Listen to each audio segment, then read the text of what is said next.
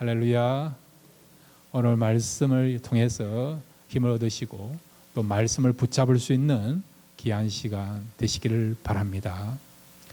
사람이 무엇으로 삽니까? 톨스토이의 그런 단자 그의 저서 가운데 사람은 은혜로 산다고 했습니다. 저는 이것을 가지고 오늘 여러분에게 질문하기를 원합니다. 교회는 무엇으로 삽니까? 그리고 성도는 무엇으로 삽니까? 저는 이 부분에 대해서 확실하게 답을 드리기를 원합니다. 교회는 말씀을 통해서 삽니다. 성도도요, 말씀을 통해서 삽니다. 여러분, 말씀은 모든 것들의 권원입니다. 왜 그렇습니까? 모든 생명이 말씀을 통해서 출발되기 때문에 그렇다는 거죠. 하나님이 천지를 창조하셨는데 이 천지를 무엇으로 창조하셨습니까? 말씀이에요. 그러니까 여러분, 모든 것들이 무엇을 통해서 나왔다고요? 하나님의 말씀을 통해 나온 거죠. 그러니까 말씀은 모든 생명의 출발이고 권원이라는 거예요. 여러분 가운데 혹시 출발을 잘못했다고 생각합니까? 옷의 단추를 잘못 끼웠다고 생각하십니까? 그러면 어떻게 새롭게 시작합니까?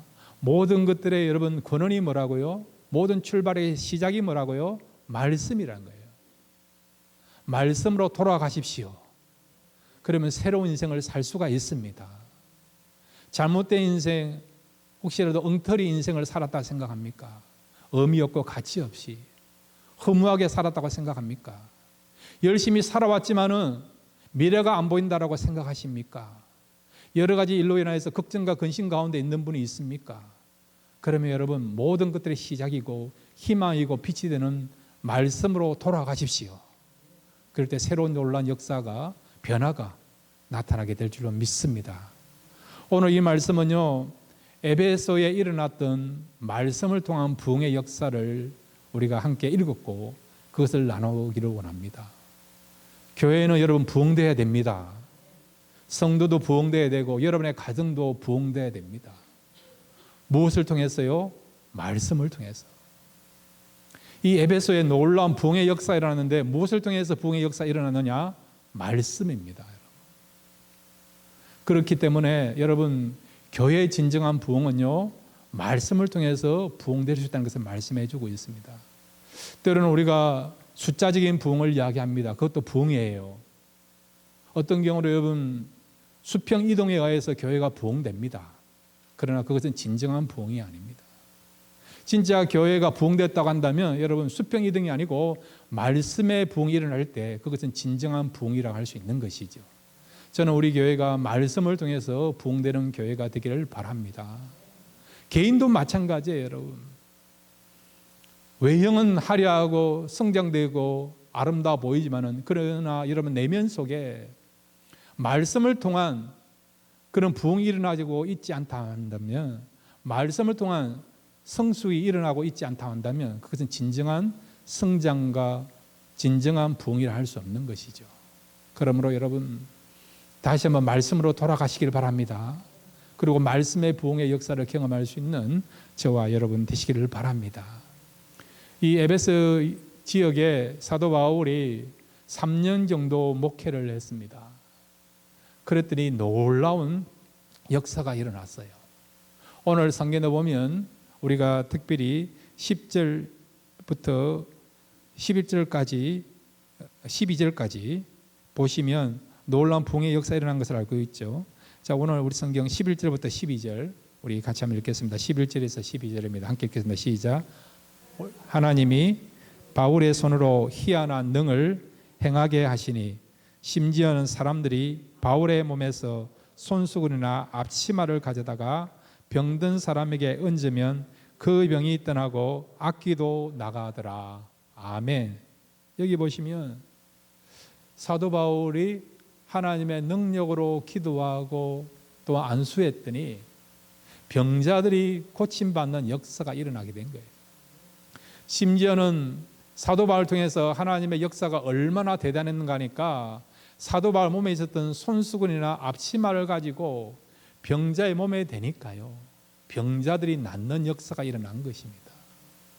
그렇다고 해서 여러분 이 손수건이나 앞치마의 어떤 신령한 능력이 있는 게 아니에요, 여러분. 여러분 헷갈리지 마시기 바랍니다. 어떤 분들은 운전할 때 십자가를 운전석에다가 이렇게 매달아 놓는 분 있지 않습니까? 그냥 여러분 주님의 은혜를 사모하는 것은 좋은데 혹시라도 이 십자가 목걸이의 능력으로 교통사고를 막겠다 그런 마음은 갖지 마시길 바랍니다. 이 앞치마나 손수건의 능력이 있는 게 아니에요. 그만큼 간절함을 가지고 필요를 느끼고 그렇게 했더니 고침을 받고 낫는 역사가 일어났다는 것입니다. 그러니까 우리가 분명한 목적과 분명한 내용을 가져야 될 것을 말씀해 주고 있는 것이죠. 그 다음에 뒤에 보시면 이 지역은 우상으로 굉장히 유명한 도시입니다. 이 에베소는 그 당시 인구가 한 30만 명 정도 되는데 로마 제국 하에서도요, 로마 다음으로 큰 도시가 이 에베소예요.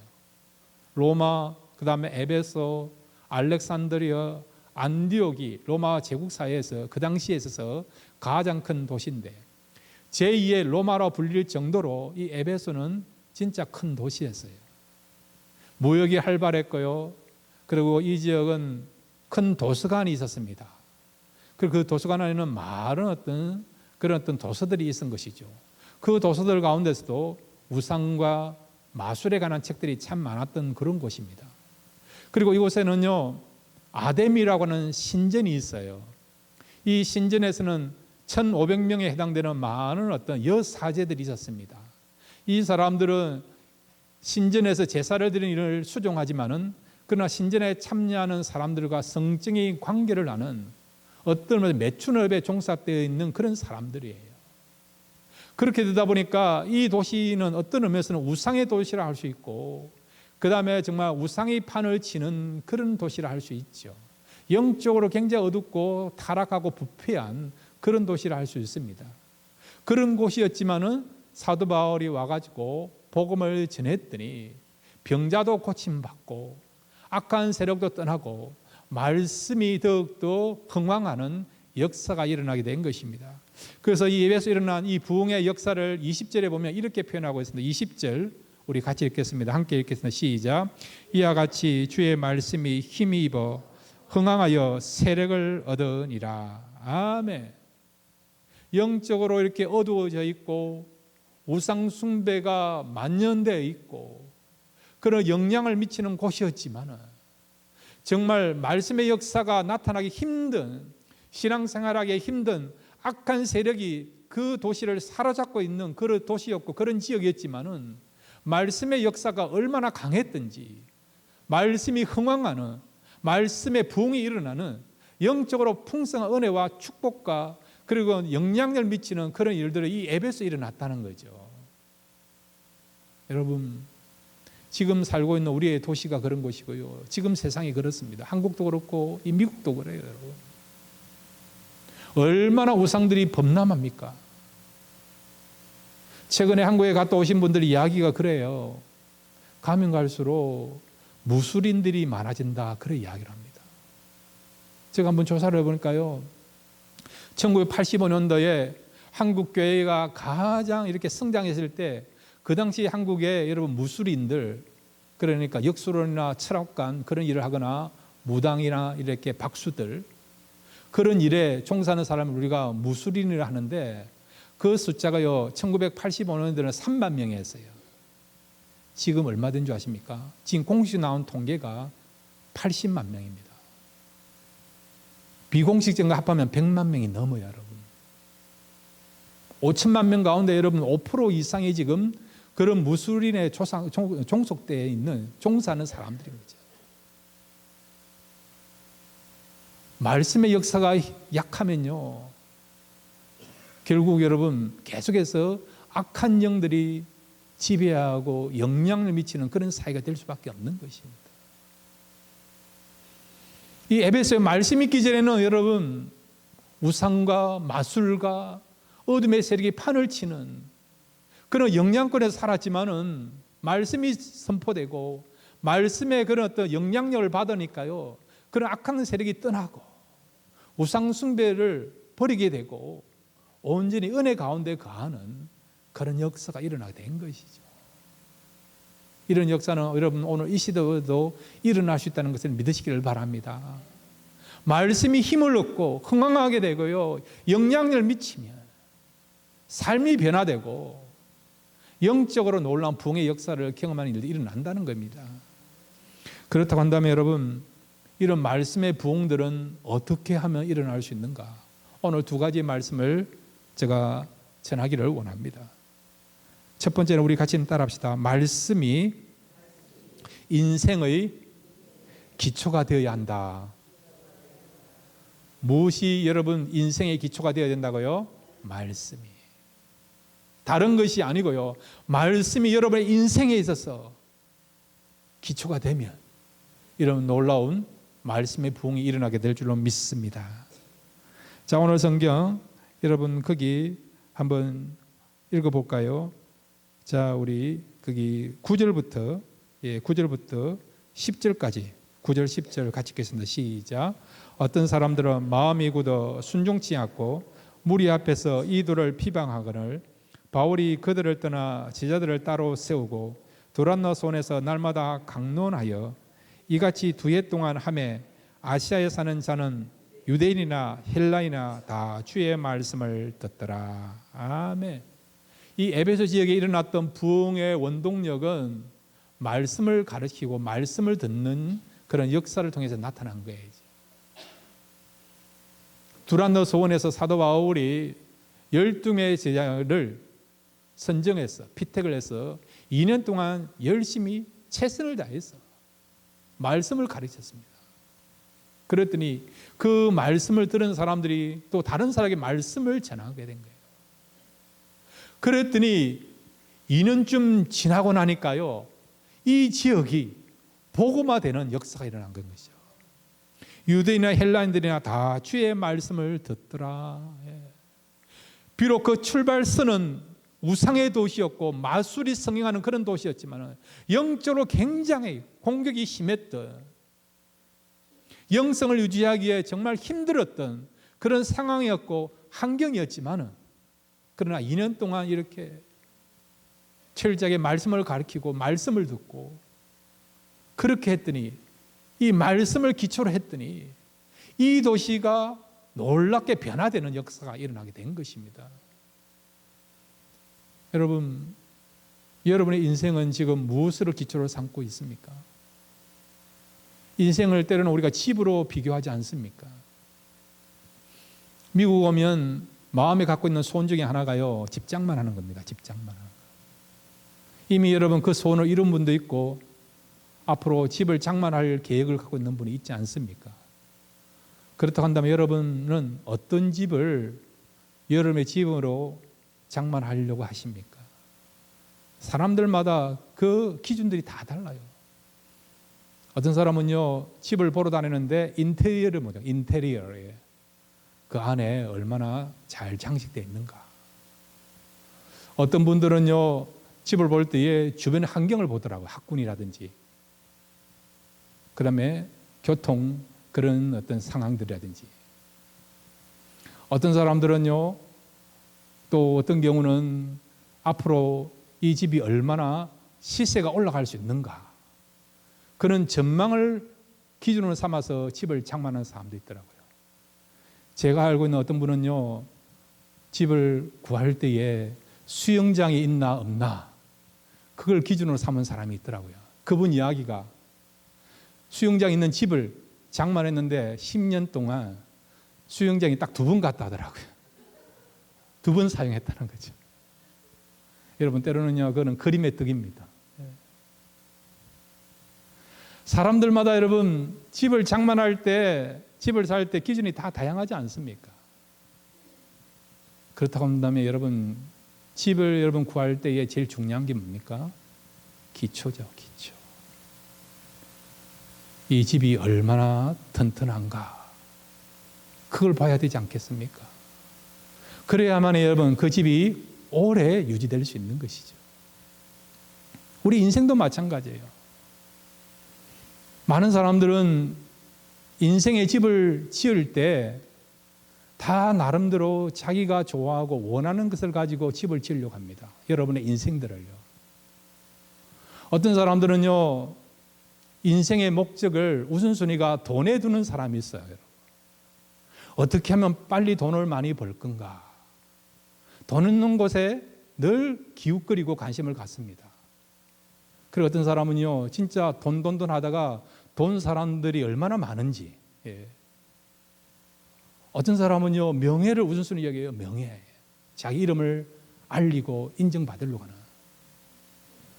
근데 여러분, 명예를 가졌지만은 거기에 목숨 걸면 어찌 되는 줄 아십니까? 요즘은요, 스캔들 한 방이면 그 명예가 하루아침에 나락으로 떨어지는 거 우리가 알고 있지 않습니까?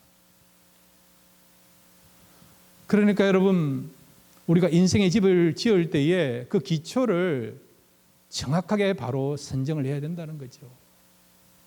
어떤 사람은 붙잡을 수 없는 그런 사상이나 그런 어떤 헛된 가치관에 인생을 집을 짓는 사람들이 있지 않습니까?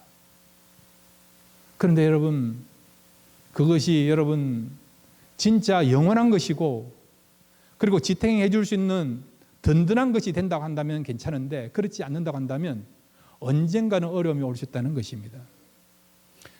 예수를 믿든 안 믿든 간에 우리 인생에게 꼭 한 번씩 찾아오는 일들이 있습니다.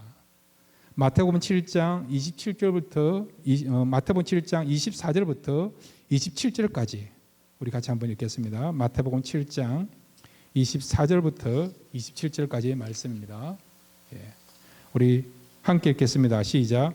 그러므로 누구든지 나의 말을 듣고 행하는 자는 그 집을 반석이에 지은 지혜로운 사람 같으리니 비가 내리고 창수가 나고 바람이 불어 그 집에 부딪히되 무너지지 아니하니니 이런 주초를 반석이에 놓은 연고요 나의 이 말을 듣고 행치 아니한 자는 그 집을 모래 위에 지은 어리석은 사람 같으리니 비가 내리고 창수가 나고 바람이 불어 그 집에 부딪히매 무너져 그 무너짐이 심하니라. 아멘. 여기 보시면 우리 인생에 꼭 찾아오는 일이 있어요. 여기 보시면 비가 오고 그 다음에 창수가 내리고 그 다음에 또한 바람이 부는 일이 일어난다는 거죠. 이거는 여러분 예수를 믿든지 안 믿든지 간에 늘 찾아오는 일이라는 거죠. 비가 오고 창수가 나고 바람이 부는 것. 이런 어떤 시련들과 이런 어려움들이 꼭 찾아온다는 거죠. 잘 살든 못 살든 여러분 상관없이 꼭 우리에게 여러분 비가 오는 일, 창수란 것은 홍수죠. 홍수가 나기도 하고 그 다음에 여러분 바람이 부는 그런 일이 일어난다는 겁니다. 구체적으로 어떤 것이랄까요? 죽음이라 하시죠. 죽음. 죽음은 모든 사람에게 찾아오는 거예요. 어떤 경우는 죽음의 그림자가 있지 않습니까? 어떤 경우는 질병이 그렇다는 거지. 질병이. 이렇게 여러분 바람이 불고 비가 오고 창수가 나고 이런 것은 우리의 삶을 완전하게 여러분 무너지게 하는 것입니다. 팔레스타인 지역은 여러분 땅이 그냥 보면 딱딱해요. 딱딱해요. 마치 돌 위에 지은 집 같습니다. 근데 사실은 그 딱딱한 땅이요 돌이 아니에요. 모래가 굳어서 만들어진 그런 땅입니다. 처음에는 딱딱하게요. 단단한 것 같습니다. 그렇지만 모래 위에 지은 집이에요. 그래서 그 위에다 집을 그냥 지으면 어찌 되느냐? 보통 때는 괜찮은데 바람이 불거나 그 다음에 여러분 비가 오고 홍수가 나면 어찌 됩니까? 모래 위에 지은 집이니까 무너지는 거죠. 휩쓸러 간다는 겁니다. 여러분. 반석의 집을 짓지 않으면 여러분 언젠가는 흔들릴 수밖에 없다는 것이죠. 우리의 인생이 그렇다는 거죠. 여러분. 반석 위에 우리의 인생을 집을 짓지 아니하면 이렇게 여러분 비가 오고 홍수가 오고 바람이 불게 되면 이런 죽음이라고 하는 죽음의 그림자라고 하는 질병이라고 하는 때로는 실패라고 하는 상처라고 하는 관계의 아픔이라고 하는 이런 바람이 불고 이런 홍수가 내리게 되고 그러면요 어떤 경우는 무너지는 경우가 있다는 거죠. 그래서 오늘 성경은 말씀하고 있습니다. 모리에 집을 지은 사람은 무너진다는 거죠. 바람이 불고 홍수가 오고 비바람이 몰아치며 무너진다는 겁니다. 휩쓸려 간다는 겁니다. 그러나 그런 시련이 있고 어려움이 있고 상처가 있고 고통이 있다 하더라도, 아픔이 있다 하더라도 모리에 집을 짓는 것이 아니라 반석 위에 집을 지으면 떠내려가지 않고 그대로 유지되고 얼마든지 안전을 보장받으면서 살아갈 수 있다는 것을 말씀해 주고 있죠. 그렇다고 한다면 반석 위에 집을 짓는 것이 무엇입니까? 오늘 마태복음에서는 그러므로 누구든지 나의 이 말을 듣고 행하는 자는 그 집을 반석에 지은 지혜로운 사람 같으니, 말씀 위에 기초를 두고 살아가는 사람은요, 반석 위에 집을 짓는 사람이라는 것을 말씀해 주고 있습니다. 여러분, 여러분의 인생을 더 이상 돈 위에다가 여러분의 인생의 집을 짓지 마시길 바랍니다. 명예라고 하는, 권력이라고 하는, 인격이라고 하는 세상의 욕망을 추구하는 것에, 재미있는 것에, 세상 사람이 말하는 그런 화려한 것에 기초를 두고 여러분의 인생을 살아가지 마시기를 바랍니다. 여러분이 말씀의 기초에 살아간다면 어떤 어려움이 온다 하더라도 흔들리지 않고 그대로 건강하게 유지되면서 살아가는 저와 여러분의 인생이 될 줄로 믿습니다. 두 번째로 여러분, 이 말씀의 부흥의 역사가 일어나기 위해서는요, 우리 같이 따라합시다. 말씀을 붙잡아야 한다. 예, 말씀을 붙잡아야 되는 것입니다. 이 말씀을 붙잡는다는 것은 여러분 단순하게 그냥 말씀을 듣는 정도가 아니에요. 이 말씀을 붙잡는다는 것은 말씀을 사모한다는 말로도 할 수 있고, 말씀을 들었을 때 여러분 회개한다라고 볼 수 있고, 그 다음에 이 말씀대로 순종한다, 그런 의미가요, 말씀을 붙잡는 그런 삶이 될 수 있는 것입니다. 시편 우리가 107편 9절 말씀 우리 같이 읽겠습니다. 시편 107편 9절입니다. 시작. 저가 사모하는 영혼을 만족케 하시며 줄인 영혼에게 좋은 것으로 채워주심이로다. 아멘. 사모하는 영혼에게 만족해 하신다는 거죠. 여러분, 우리에게 말씀이 있지 않습니까? 왜 지금 이 시대에 말씀이 많음에도 불구하고 말씀의 부흥이 일어나지 않습니까? 한국도 마찬가지고 우리 민교를 봐도 그렇고, 여러분, 말씀이 흥하고 부흥되면 여러분 이런 어떤 역사가 일어나고 악한 세력이 떠나고 교회가, 성도가 세상에 어떤 빛으로서 소금으로서 영향을 미치는데, 그럼에도 불구하고 오늘 이 시대는 말씀이 얼마나 홍수같이 넘치는 그런 시대에 살고 있습니까? 제가 2년 전에 한국에 가보니까 참 안타까운 것은 뭐냐, 말씀을 사모하는 마음들이 점점점 희미하다는 것을 깨달았어요. 한국뿐만 아니라 지금 우리 이민 사회도 마찬가지예요. 물질적으로 우리가 풍요하지 않습니까? 그렇지만은 우리가 얼마나 말씀에 대해서는 풍성함을 누리고 있느냐. 여러분, 말씀의 풍성함은요, 말씀을 사모할 때 말씀에 대한 풍요로움을 경험할 수가 있습니다. 이 앞에 지금 음식이 차려져 있어요. 이 음식을 먹으려고 하는 마음이 있을 때에 먹는 거 아닙니까? 영적인 음식도 마찬가지예요. 아무리 여러분 인터넷을 통해서 좋은 설교가 들려진다 하더라도, 쉽게 여러분이 성경을 접할 수 있는 기회가 주어진다 하더라도 사모하는 마음이 없으면요, 그 말씀은 나하고 상관이 없는 거예요, 여러분. 내가 말씀을 들으려고 하는, 붙잡으려고 하는 그런 사모함을 가질 때에 이 말씀이 내 속에 역사하는 말씀으로 생명을 주고 생명을 얻게 하고 변화시키는, 나의 삶을 완전히 붙잡게 하는 그런 말씀으로 역사할 수가 있고 그런 은혜를 누릴 수 있는 겁니다. 우리 하나님은 사모하는 영혼들에게 만족함을 주시는 그런 하나님 아닙니까, 여러분? 오늘 이 시대의 문제는 다른 문제가 아니에요, 여러분. 정치의 문제가 아니에요, 여러분. 경제의 문제가 아니에요, 여러분. 말씀을 사모하지 않는 그것이 진짜 문제가 되는 겁니다, 여러분. 말씀만 사모하면 얼마든지 여러분 말씀이 들립니다. 여러분의 마음속에 이 말씀이 자리를 잡게 되는 것입니다. 그러면 말씀을 통해서 능력을 체험하게 되고 말씀의 부흥이 일어나게 되는 거죠. 사랑하는 성도 여러분, 다른 것보다도 하나님 말씀을 사모하시길 바랍니다. 사모하는 말씀을 가지고 말씀을 들으면 말씀이 들립니다. 말씀이 여러분의 마음을 감동시킵니다. 변화를 주고요, 생명을 얻게 되고 진짜 여러분의 영혼을 만족케 하는 영적인 양식을 얻게 되는 것입니다. 사모하는 마음으로 말씀을 받을 수 있는 저와 여러분 되시길 바랍니다. 그 다음에 여러분, 이 말씀 붙잡는 것은 말씀을 듣고 회개하는 역사죠. 오늘 여러분 이 에베소도 보면 이 말씀을 들었을 때 놀라운 회개 역사가 일어난 것을 우리가 알게 되죠. 사도행전 19장 17절부터 우리 20절까지 읽은 내용이지만 다시 한번 읽겠습니다.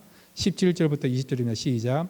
에베소에 가는 유대인들과 헬라인들이 다 이 일을 알고 두려워하며 주 예수의 이름을 높이고 믿는 사람들이 많이 와서 자복하여 행한 일을 구하며 또 마술을 행하던 많은 사람이 그 책을 모아 가지고 와서 모든 사람 앞에서 불사르니 그 책값을 계산한 적 은 5만이나 되더라. 이와 같이 주의 말씀이 힘이 있어 흥왕하여 세력을 얻으니라. 아멘. 이 에베소에 있는 사람들이 말씀을 들은 거예요. 찔림을 받은 겁니다. 우상 숭배한 거, 마술을 의지했던 거, 이런 것들을 생각하니까 하나님 앞에서 잘못했다는 걸 깨닫게 된 것이죠. 자복하는, 회개하는 일이 일어나게 된 거죠. 그리고 어떻게 합니까? 이제는 자기들이 너무나도 소중하게 여기고 아깝게 여겼던 그 책들을 가져와 가지고 불태우는 거죠. 이거는 여러분 싼 것이 아니면 비싼 것입니다. 그들이 회개하면서 결단하면서 이제 하나님만을 섬기겠습니다라고 말씀만 붙잡겠습니다 하면서 결단하면서 책을 불태웠던 것이죠. 이것이 진정한 회개의 모습이죠. 그 금액이 얼마라고요? 은 5만이라는 겁니다. 요즘 시세로 말하면요 5천억 가까이 되는 엄청난 금액입니다. 이제는 그것이 자기의 삶을 지키는 유일한 수단으로 생겼습니다. 그런데 말씀을 들어보니까 이것은 아무것도 아닌 거죠. 미신인 것이죠. 하찮은 것이죠. 생명력이 없는 것을 여기게 된 것이죠. 그랬더니 그것을 버리게 된 것이죠.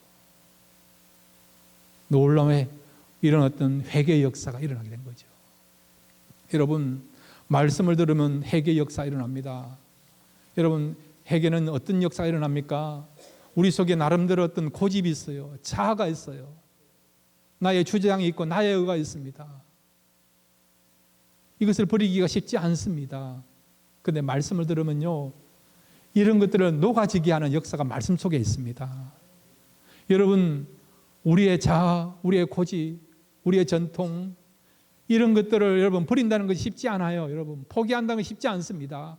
그런데 말씀을 들으면 이런 것들이 한순간에 녹아지는 역사가 여러분 말씀 속에 있다는 것을 믿으시기를 바랍니다. 그 다음에 여러분, 이 말씀은요 바로 이런 죄나 욕망을 말살시키는, 벗어 던지는 역사가 일어날 수가 있습니다. 우리 속에는 여러분 죄를 붙잡으려고 하는, 죄를 지으려고 하는 그런 게 있어요. 여러분 이걸 포기하기 쉽지가 않습니다. 욕망을 추구하려고 하는 그런 간절한 어떤 집착력이 있습니다. 포기하기 힘든 것입니다. 그런데 어떻게 포기할 수 있느냐? 말씀을 들을 때. 말씀은 죄를 박살낼 수 있고 말살시킬 수 있는, 던져버릴 수 있는 능력이 말씀 속에 있는 거죠. 그러니까 말씀을 들으면 얼마든지 죄를 이길 수 있고 죄를 던져버릴 수 있는 역사가 일어나는 것이죠. 그 말씀은 여러분 어둠을 이길 수 있는 능력이 있습니다. 오늘 성경도 보면 이 에베소 지역에 많은 어떤 악한 세력이 있고 우상 숭배가 만연된 곳이지만 말씀을 들으니까 악한 악기들이 떠나지 않습니까? 어둠의 세력들이 떠나지 않습니까? 우리가 말씀으로 살아가고 말씀 붙잡으면 얼마든지 여러분 우리 주변이 영적으로 회복되는 그런 놀라운 부흥의 역사가 일어나게 될 줄로 믿습니다. 사랑하는 성도 여러분, 이번 한 주간 말씀을 붙잡고 살아가시기를 바랍니다. 제가 이 말씀을 준비하면서 최근에 참 저한테 이렇게 도전을 주는 찬양이 있었어요. 이 찬양 가사가 얼마나 참 은혜가 되고 또 마음에 와닿던지 한국의 어떤 청년부에서 만든 그런 노래인데 이 가사를 생각하니까 참 너무나도 힘이 되고 또 감동이 되었습니다. 저 찬양 가사를 오늘 불러드리고 다음 주에는 이 찬양을 우리 같이 한번 해보도록 하겠습니다. 가사를 한번 올려주시기 바랍니다. 제목이 내 삶에 들어온 주님의 말씀이라는 그런 어떤 찬양곡입니다. 내 삶에 들어온 주님의 말씀이 내게 빛이 되시니 내 삶의 어두운 절망 가운데 소망 보게 하시네. 내 삶에 들어온 주님의 말씀이 나를 인도하시니 내 삶의 막막한 문제 가운데 또 주 뜻 보게 하시네. 말씀이 내게 역사하시기를, 말씀이 내게 살아있기를 하나님 말씀을 듣겠나이다. 주님의 음성을 듣겠나이다. 말씀이 내게 역사하기를, 말씀이 내게 살아있기를 하나님 말씀을 듣겠나이다. 주님의 뜻대로 살겠나이다. 여러분, 말씀이 역사하시면요, 내 삶을 변화시킵니다. 말씀이 역사하시면 하나님의 음성을 듣겠다고 하는, 또 하나님 말씀을 순종하겠다는 결단이 일어날 수 있는 것이죠. 여러분, 사모하는 마음으로 말씀을 들으시기 바랍니다. 말씀 우리에게 찔림을 주시면 여러분 온전하게 하나님 앞에 회개하시고 결단하시고 순종하시고 그리고 그 말씀 붙잡고 나아가면 새로운 부흥의 역사, 회복의 역사, 치유의 역사가 일어나게 될 줄로 믿습니다. 말씀이 여러분의 삶을 풍성케 하고 말씀이 여러분을 하나님의 사람으로 이끌어줄 줄로 믿습니다. 말씀으로 여러분 부흥되시길 바라고, 말씀으로 믿음이 충만해지시고 말씀으로 하나님 뜻을 이루어갈 수 있는 저와 여러분 되시기를 주의 이름으로 축원드립니다.